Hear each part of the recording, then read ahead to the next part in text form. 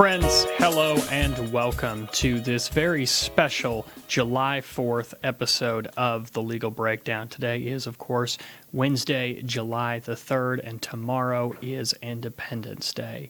And so for this Independence Day episode, we're going to break down some of the things you need to know. We're calling this the Freedom Edition. This is our special episode for July 4th this year, 2019. We want to make sure that you're prepared, you're smart, and you're safe. As always, huge thanks to our host station, KTLV 1220 AM Radio, where we stream live every Wednesday from 5 to 5:30 p.m. on the drive home. If you're not within range of 1220 AM Radio here in Oklahoma City, you can listen on the TuneIn Radio app anywhere that you have internet connectivity around the globe. That's going to be available. Today, unfortunately, we are not streaming live on Facebook. Typically, though, the show airs on Facebook.com through the Sansone Howell Law webpage and is simulcast with this radio program. However, Facebook is actually having a global outage today, and that has removed the ability for anyone to post any live videos. But fear not, we are recording and we will be uploading this just as soon as possible to YouTube.com, where we post all former episodes in their maximum resolution and best basically view to the content, and that's going to be posted to the Facebook page after we upload those recordings. In addition, as we mention every week, the program is a podcast, and you can listen to the podcast one of three different ways. It is available through Apple Podcasts, through the Google Play directory, or on Spotify. And so as soon as episodes are finished and recorded, then typically within a few hours they're going to be available as well in podcast form for you to listen at any time. So friends, tomorrow, big day, holiday weekend. It's Thursday. A lot of people are going to be off on Friday as well. Maybe they're going to the lake. Maybe you're going to family or friends. You can have a cookout. You're going to barbecue. You're going to do some things. But you need to be smart and safe. So what do you need to know? Let's break it down. Well, first thing, you grab your keys. You start to walk to the car. You're about to have a great trip. What do you need to know? What you need to know is that brand new, starting just Monday of this week, an Oklahoma law went into effect requiring that you have your car registration on you at all times. Now, a lot of us have always carried our registration. In fact, we're used to thinking the expression, you get pulled over, officer says, license and registration. But until July 1, 2019 in Oklahoma, it wasn't actually a requirement that you had the original paper registration on you in your motor vehicle at all times. But it is now, meaning it's going to be tomorrow. So when you grab those keys and you head out for the 4th of July, make sure you got your registration. I just told you about it. No reason not to do it. It's pretty simple. If you don't have a copy of that registration, there's ways you can print it online through the cars.ok.gov system, or if you've registered online, they would have sent it to you by email, and you'd have that, or you can get that a replacement copy from any tag agency in the state. But it's not like you have to have tons of stuff. You don't have to have the title on you. In fact, law enforcement recommends not carrying the original title to a motor vehicle in the vehicle, because obviously if the vehicle's stolen, the title gets stolen as well. You want that in a safe place. You want to lock that up at home. You want to have a copy to it. There's no reason to leave that in the vehicle. But do make sure that you've got your insurance card, and obviously now we've mentioned have that registration. So as I mentioned, if you don't have that registration, go to a tag agency. Oklahoma Highway Patrol is recommending that. And they also mentioned that through the Oklahoma Tax Commission, you can get a copy online. And I already mentioned you can search. It's CARS, C-A-R-S, .ok.gov is the system that they are offering. So we just touched on, you went out, you got your keys, now you got your registration. Are you going to go to a liquor store? Maybe you want to buy some adult beverages, you want some refreshments. In years past, many of us know that there were 6 major holidays in Oklahoma where no matter what, you could not buy alcohol. Liquor stores were closed. That on election days, on Christmas, on Thanksgiving, on Memorial Day, Labor Day, 4th of July, these holidays, you could not. They're called certain days in the law, but on these certain days, you couldn't buy alcohol. Well, depending on your point of view, both religious or moral, you're going to find this either a good or a bad idea, but with the Alcohol Modernization Act that was passed in 2016 and then went into effect later, that has all changed. We completely repealed Title 37 Oklahoma statutes, and we've replaced that with 37A. It's the new modernized alcohol code. And as a result, we stripped out all those days that you couldn't buy liquor before. And now the only two specific days that you cannot is Thanksgiving and Christmas Day. So that means 4th of July, tomorrow, liquor stores are going to be open. And in fact, I will tell you, I have personally confirmed this. Obviously, I read the law, but not just the law. I wanted to double check that some places wouldn't be closed anyways. Called some of the largest liquor stores and warehouses in Oklahoma County. They are going to be open tomorrow on the 4th of July. So should you wait till the last minute? In years past, you'd be in trouble. Everybody knew you had to go out beforehand. You had to stock up. You had to buy what you needed for a holiday weekend. Not that planning's a bad idea. It's smart. Think ahead. Stores are going to be packed. Maybe they're going to be sold out. They're going to be crowded. But if you do wait till the last minute, they are going to still be open. So now that we have gotten our keys, we've got our registration, maybe we went to the liquor store. Well, what's our next stop? Fireworks, maybe? Maybe you decided that you want to buy some fireworks. Well, let's touch on that a little bit. Another new law that just changed for 2019 is it's extending the hours in which fireworks vendors, basically the stands that everybody knows are all over the place, are allowed to stay open.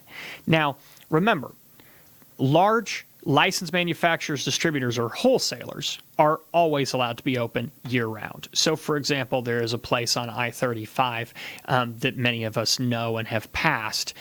They sell fireworks all year. They're a physical building installation. That's what they do.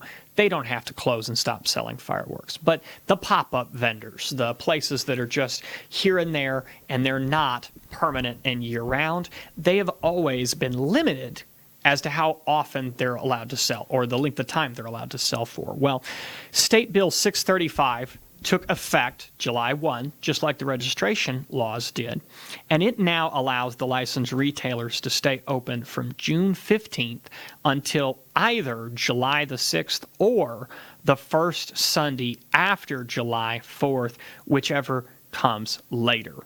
Previously, the law was that they just had to shut down on July the 6th. So what that means, for example, is this year, because Sunday after July 4th is going to be the 7th, they're going to stay open even longer. They're going to be open another day. So as opposed to 4th, 5th, and 6th being Thursday, Friday, Saturday, but not open Sunday, now they're going to be open through the 7th on Sunday. But you need to be smart about not just where you possess and purchase firearms, but where you set them off. So the vast majority of cities in the state of Oklahoma, it's illegal to either sell, possess, or discharge fireworks. Specifically, Oklahoma City, Edmond, Norman, Moore, Yukon, Del City, Midwest City, all have bans against the discharge of fireworks. So please do not set off fireworks inside the city limits of any of those places I just listed: Midwest City, Edmond, Norman, Moore, Yukon, Del City, Midwest City. In fact, as I started by saying, it's illegal to even just have fireworks in Oklahoma City city limits. So you're driving, you get pulled over. You've got fireworks in the car. In Del City, that's not a crime. You didn't set them off. You're allowed to have them. But in Oklahoma City, that is a violation of city ordinance, and you can get a ticket for that. So be aware of these things. If you live in Oklahoma City or you're driving through Oklahoma City, you need to be smart about transporting fireworks. It's not legal. However, some places do allow you to set off fireworks, even inside of city limits, inside of municipalities. Choctaw, Czech specifically, but in years past has historically allowed fireworks to be set off. The city of Guthrie, in addition, will allow you to obtain a permit, and you can get that through the city if you have 5 acres or more of land, and that will permit you to have your own fireworks display. If you live in Okarche, inside of city limits, there's certain hours and dates that are regulated, but again, they permit the discharge of fireworks. With all these, I strongly recommend you verify personally with either your city management or local law enforcement before discharging any form of fireworks in a city limit. And Mustang as well is going to have certain hours and dates that they're permitting the discharge of fireworks. Check with Mustang. Don't just do it on your own. Make sure. But if you know for a fact and you live on what's called unincorporated land, you're in the county, you're not in a city, then, hey, as long as you're smart, big emphasis on that. Don't lose any limbs. Don't lose any fingers. Please don't intermix the liquor laws we just said with the fireworks laws. Then you should be safe to both transport, possess, and discharge fireworks. Okay, well, we went in the car. We made sure we had our registration. We started it. We drove to the liquor store. We haven't had any of that liquor. We're being smart. We don't have a DUI. We've purchased our liquor because we now can legally on the 4th of July. We stopped at the fireworks stand that's going to be open all the way till Sunday, but hey, we decided to hit it up early. We're not in the city of Oklahoma City, so it's legal for us to be possessing these fireworks, and now we're going to drive to the lake. What are some boating laws you need to know? Obviously, if you already have a boat, I hope you know all of these and you look them up and you follow them regularly, but for our listeners or for everybody, just a quick refresher about some basic boating safety, some basic boating rules. Well, number one, you always need to have one life vest for every person on board your vessel. Now, to be fair, there's limits both on length at some point, but assuming you don't have a yacht that's 50 feet where these rules start to change. If you have a boat and you're out on the boat, you need a life vest for every person on the boat. If the boat is over 16 feet, then you need to make sure that you also have what's called a throwable. So in addition to the normal life jacket you wear, you need the rope and donut style that you can toss to somebody. Make sure you got a fire extinguisher and that it works. If it's 10 years old, if it's expired, OHP might still decide to write you a ticket for that if you get caught by Lake Patrol. If you're on Grand Lake, GRDA, they're not going to mess around. Have to have a horn or a whistle, some type of device that can make mechanical sound to signal in the event of an accident or danger. Make sure you've got operating lights. Got to have running lights anytime between sunset and sunrise. Now, if you don't plan to go out after sunset and you don't plan to go out before sunrise, that's fine. You don't have to have any lights. But you never know. You might get stuck. You might have a breakdown. It might keep you out for a little while. There could be some poor weather. You hit some squalls, some waves. So there's really no reason to count on, hey, I don't have lights, but I'm not going to need them because I'm not going to be out after dark. You want to make sure you've got all of these necessary lights. In addition, lights are always required when there's restricted visibility. So if there's fog, heavy rain, or mist, you should have running lights. They have to work. They've got to be turned on. So that's why I say you can't count on a guarantee that it's not just going to be sunset. You might be in the rain or a storm or something else. Something very important to touch on. We're going to talk a little more in a minute about driving under the influence on land. But of course, you can also get in trouble for drinking alcohol and operating a motor vehicle on water, operating a watercraft. And there's a lot of public misinformation as to what constitutes boating under the influence. And the reason being is it's changed over time. In Oklahoma, it used to be that if you had a blood alcohol content of 0.10, so 0.10 or more, then that was boating under the influence. And a lot of people still think that's the case. In fact, a lot of websites still say that that's the case. I even found official pages for certain lakes that say that's the case. But it is not. It has been lowered to match the same laws for the road, which is 0.08, not 0.10, but 0.08.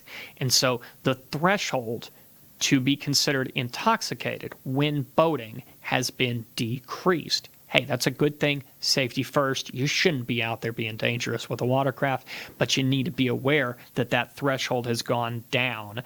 And that's been the way for quite a while. In fact, it's been that way since 2011. It's been 8 years, but people still think it's 0.10. That law is 63 Oklahoma statutes, 4,210.8, Part A1. So 63 OS 4210.8, Part A1. Be smart about that. But, there's more than just this. If you are on any boat less than 26 feet in length, children under the age of 13 must be wearing a life jacket. So we talked about not just you have to have life jackets for every person on the watercraft, but the kids, people under 13, have to be wearing them. The adults don't necessarily have to wear them. They've got to have them around. But if you're under 13, you need to be wearing them. Okay, well, we've identified sort of two broad areas, boat smart or boating intoxicated. But obviously there's shades of gray beyond just that. Folks, don't get in trouble for what's called reckless or negligent operation, or reckless or careless operation. You can get cited and get in trouble even if you are completely sober. Don't be stupid. Don't speed in no-wake zones. Don't speed in areas marked as restricted. If you are operating at an excessive speed in a congested area, you can get a ticket. So even if it's not no-wake or restricted. So, for example, a bunch of boats are tied up. Often people refer to this as to party coves or party barges. And you decide to operate and create a wake in that area, even though it's not marked as a no-wake zone. You could get cited for that by Lake Patrol or Oklahoma Highway Patrol on the lake. If you allow a passenger to ride on the bow, the transom, or under any other area that is not designed for that. So if you have a bow rider, that's not what I'm talking about. But if you're riding on the bow of a boat that does not have designated manufactured seating while in operation, that could get you in trouble because it's dangerous. Because when the boat is underway, when the craft is moving, you need to be in a seat in an area that was designed by the manufacturer for safe transportation. So, think about these things. Please follow all this advice. You probably know, make sure your boat's registered, it's current, it's displayed. You have to have those decals listed in very clear block print on the front bow of the boat. Don't skip quarters. Don't fail to pay your dues. Don't operate the craft under the influence. All those things. Every year, someone on one of our major lakes is killed. I hate it. There's no reason for it. There's no excuse. But I guarantee you, friends, that if we flash forward to July 5th, we're going to skip ahead 48 hours to Friday, there's going to be a news article about a fatality on one of our major lakes, whether it's Eufaula or Grand or Texoma, 10 Killer, Broken Bow. There's going to be a fatality. Don't be the person involved in that. Don't allow that to happen to your family or friends. Be smart, be safe.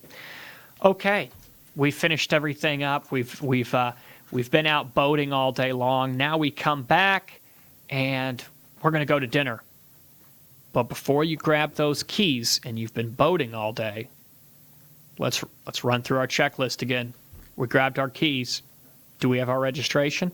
Okay. We already talked about, where you can and cannot have fireworks. We talked about when liquor stores are going to be open or closed. Now let's talk about DUI checkpoints.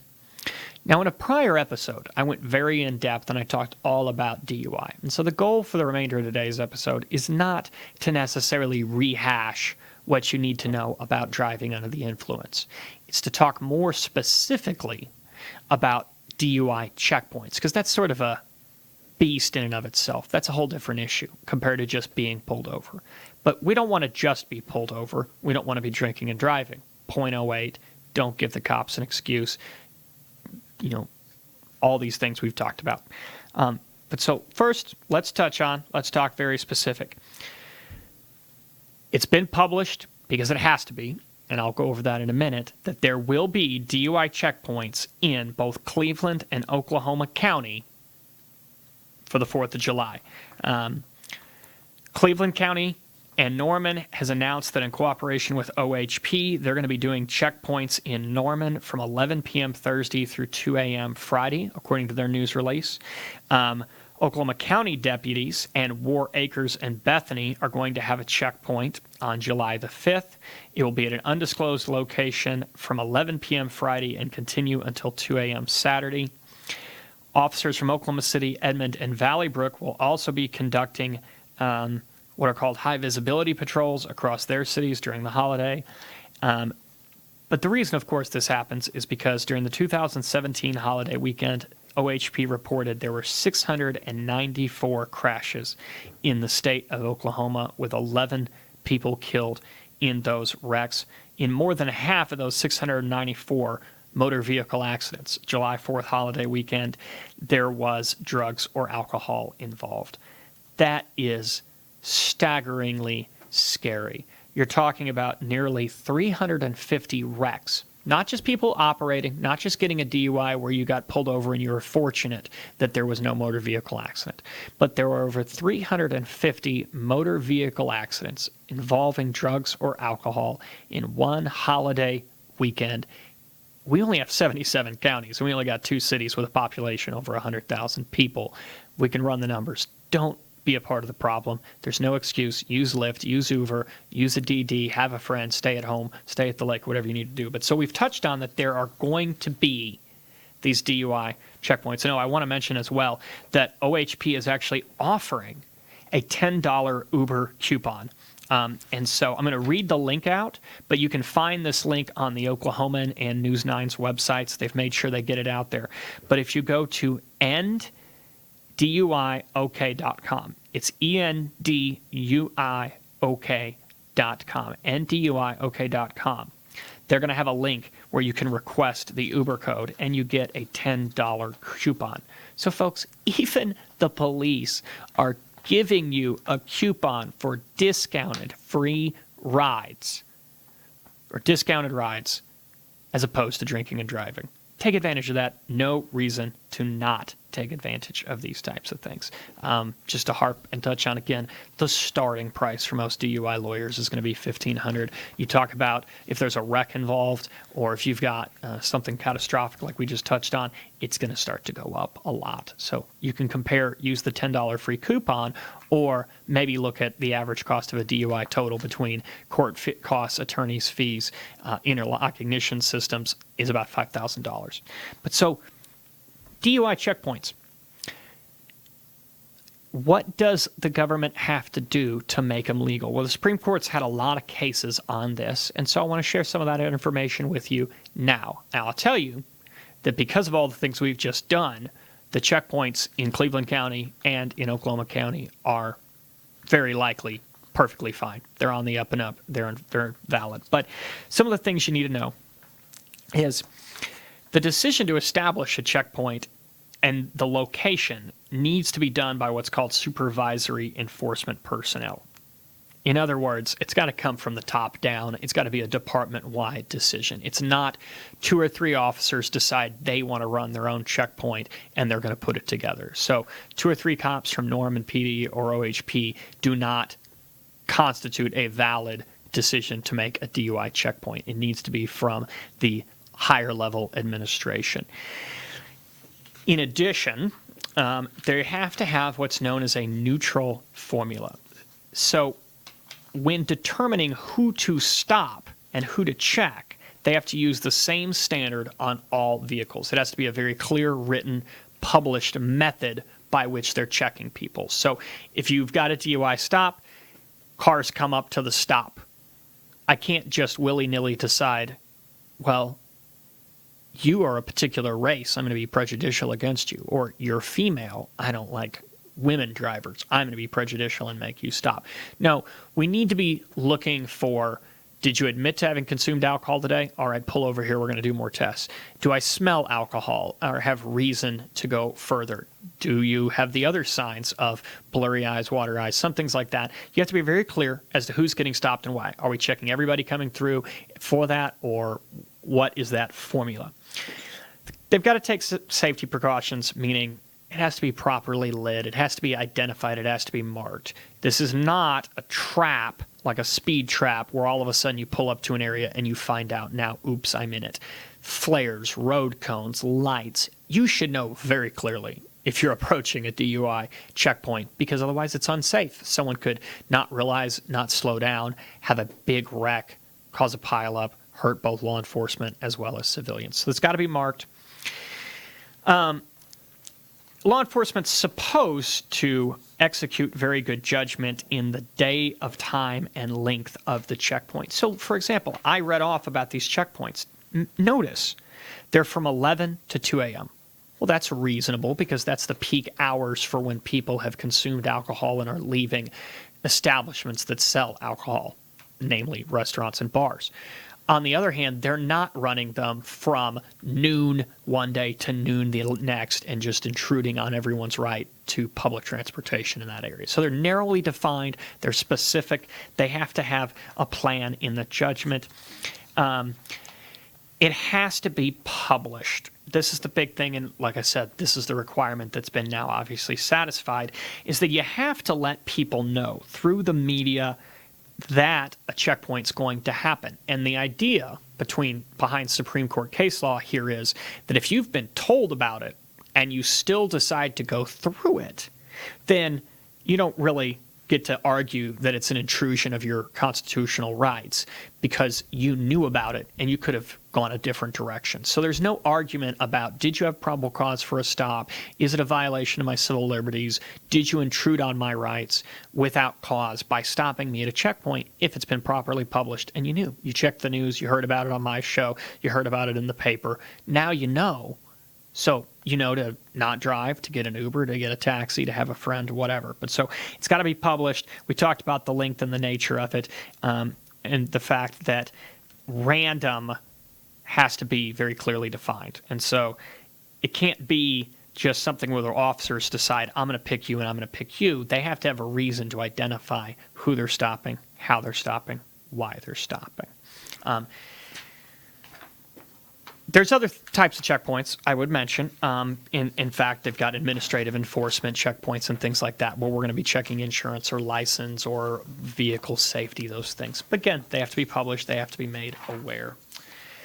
Last little tip I want to give before we go into the summarization of everything for today's show, and that is as well, if you live in an apartment complex and you're thinking about grilling out, be smart. Almost every city has ordinances or building code against the operation of an open flame in an enclosed area, which would include a patio or an awning. The reason why is it's obviously incredibly dangerous. If the grill catches fire, if there's a flare-up, if it explodes, that's going to now be on a wood surface that could catch fire. That could lead to bigger problems. So we want you to have a great 4th of July. We want you to be smart and safe. If you're going to grill, make sure that that grill is a safe, proper distance away from any other type of flammable material, including your home or your apartment. So don't use it in an area that's enclosed or has very poor ventilation.